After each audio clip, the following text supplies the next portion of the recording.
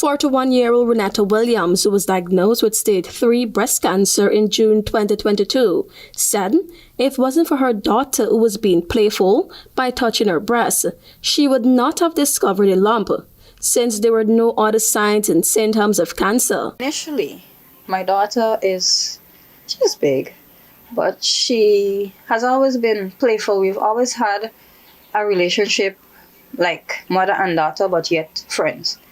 And she has a habit from small. When she stopped nursing, she started feeling the breast. That was her comfort. And she would still come and touch. And she touched, and upon her touching, you shun her off, and I touched also, and I felt a little lump. Upon discovering the lump, Williams visited the Diamond Diagnostic Center, and she was told by doctors to do a breast ultrasound, where the results revealed the lump was benign.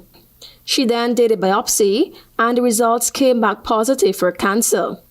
Following a single mastectomy, she began 12 rounds of chemotherapy and 30 sessions of radiation therapy. The adverse effects of these therapies included severe pain, memory loss, weight loss, and complete hair loss. The mother of two had to deal with additional challenges, such as changing her diet, becoming dependent on others, and contracting multiple infections. So there was a period of time when I couldn't even swallow my own saliva. That was really hard because you can't eat, you can't drink. My tears, or you might say eye water, tears in my eyes, it changed. It was more like crystal. I used to literally feel like something is boring me in my eyes all the time.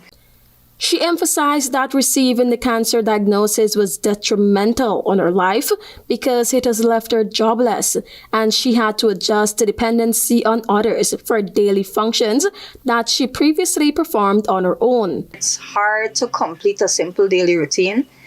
The fact that I suffer something they call chemo fog or chemo brain, whereby you would put down something, you just turn around and you forget where you put it.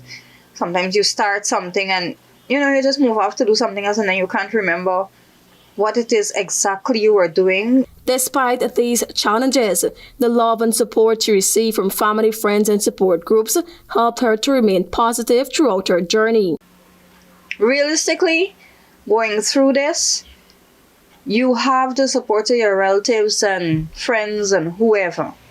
But unless it is somebody that actually went through it, it doesn't matter how much they feel for you or how much you try to explain to them, they can't understand.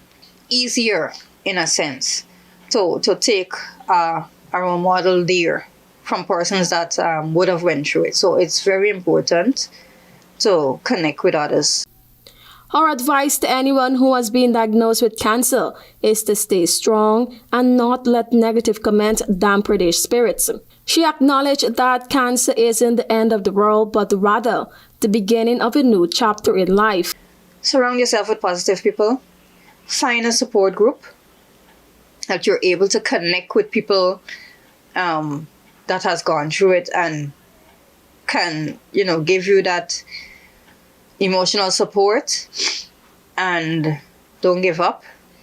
And most importantly, pray and trust God. Williams' message to the public is for persons to educate oneself on proper self-care by improving your diet, learning how to properly examine your body, especially for breast cancer, regular doctor appointments, and sharing your information.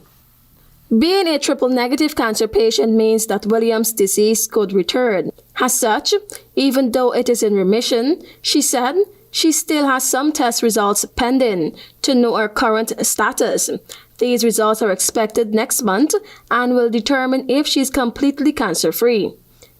Tiana Cole reporting for the HGP Nightly News.